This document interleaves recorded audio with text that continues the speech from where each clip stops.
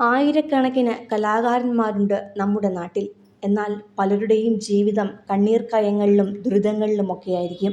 പലരാലും ചതിക്കപ്പെട്ട് കലയിൽ നിന്നും ഒന്നും ഉണ്ടാക്കാൻ സാധിക്കാതെ പോയവരും അക്കൂട്ടത്തിലുണ്ടാകും. എന്നാൽ അതിൽ നിന്നെല്ലാം വ്യത്യസ്തനായിരുന്നു കലാഭവൻ നവാസ്. ജോലി ചെയ്യാൻ പറ്റുന്ന കാലത്ത് ആവോളം പണിയെടുത്ത് സമ്പാദിച്ചതെല്ലാം കുടുംബത്തിനും പ്രിയപ്പെട്ടവർക്കുമായി സ്വരുക്കൂട്ടിയ മനുഷ്യൻ. രഹന ജീവിതത്തിലേക്ക് എത്തിയ കാലം മുതൽക്കേ ഉറുമ്പ് അരിമണി കൂട്ടും പോലെ മക്കൾക്കായി അധ്വാനിച്ചവരായിരുന്നു ഇരുവരും. വിവാഹത്തോടെ രഹന അഭിനയം ഉപേക്ഷിച്ചെങ്കിലും സ്വന്തമായി ബിസിനസ് എന്ന രംഗത്തേക്ക് രഹന മാറിയിരുന്നു. ഭർത്താവിനെയും മക്കളെയും നോക്കി വീട്ടിലെ കാര്യങ്ങളും കഴിഞ്ഞ് ക്ലോത്തിങ് ബിസിനസ്സിനായി ഇറങ്ങിയ രഹന ശരിക്കും നവാസിന് ഒരു താങ്ങ് തന്നെയായിരുന്നു. പ്രത്യേകിച്ചും കോവിഡ് കാലത്തും മറ്റും നവാസിന് ആശ്വാസം രഹനയുടെ ബിസിനസ്സായിരുന്നു.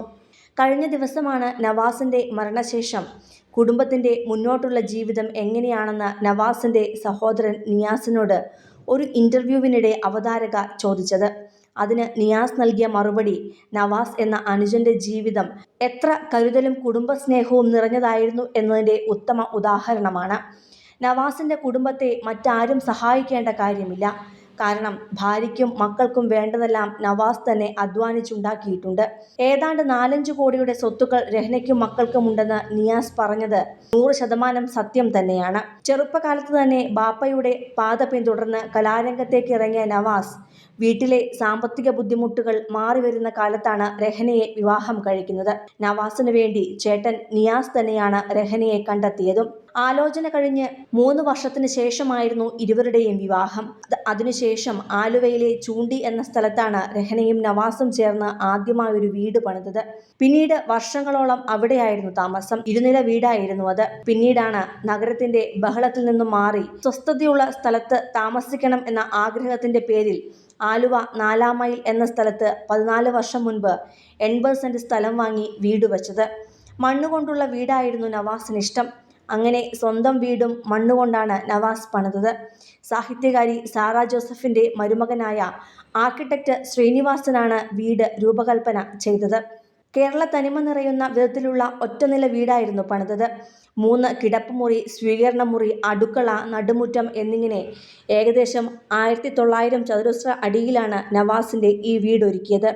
പശിമയുള്ള മണ്ണും കുമ്മായവും കുത്തിനിറച്ചാണ് ഭിത്തികൾ നിർമ്മിച്ചത്. നിലത്ത് കുറച്ചിടങ്ങളിൽ കാവി വിരിച്ച് പോളിഷ് ചെയ്ത് ടൈൽ വിരിച്ചു.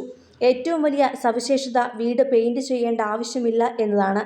ഏത് കാലാവസ്ഥയിലും സുഖകരമായ അന്തരീക്ഷം നിലനിൽക്കുന്ന ഈ വീട്ടിലേക്ക് ഓടിയെത്താനായിരുന്നു നവാസിന് ഏറെ ഇഷ്ടവും. കൃഷിയോട് പ്രത്യേക താല്പര്യമുണ്ടായിരുന്ന നവാസും ഭാര്യയും പറമ്പിൽ ജാതി, അത്തി, നോനി തുടങ്ങിയ ഫലവൃക്ഷങ്ങളൊക്കെ നട്ടുപിടിപ്പിക്കുകയും ചെയ്തു. അടുക്കളയിലേക്ക് ആവശ്യമുള്ള പച്ചക്കറികളെല്ലാം ഇവിടെ നിന്നായിരുന്നു ലഭിച്ചിരുന്നത്. ഈ വീട്ടിൽ താമസമായപ്പോൾ ആദ്യത്തെ വീടിന്റെ ഒരു നിലയിൽ രഹന ഒരു ഡിസൈൻ വസ്ത്രങ്ങളുടെ കടയും താഴെ നഴ്സറി കുട്ടികൾക്കായി ഒരു സ്കൂളും തുടങ്ങി. അങ്ങനെ രഹന ബിസിനസ് കാര്യങ്ങളിലേക്കും നവാസ് സിനിമാ തിരക്കുകളിലേക്കും പോവുകയായിരുന്നു. സിനിമ, ഫാഷൻ, ലൈഫ് സ്റ്റൈൽ വാർത്തകൾക്കായി മലയാളി ലൈഫ് സബ്സ്ക്രൈബ് ചെയ്യൂ. ലേറ്റസ്റ്റ് അപ്ഡേറ്റ്സിനായി ബെൽ ബട്ടണും അമർത്തുക.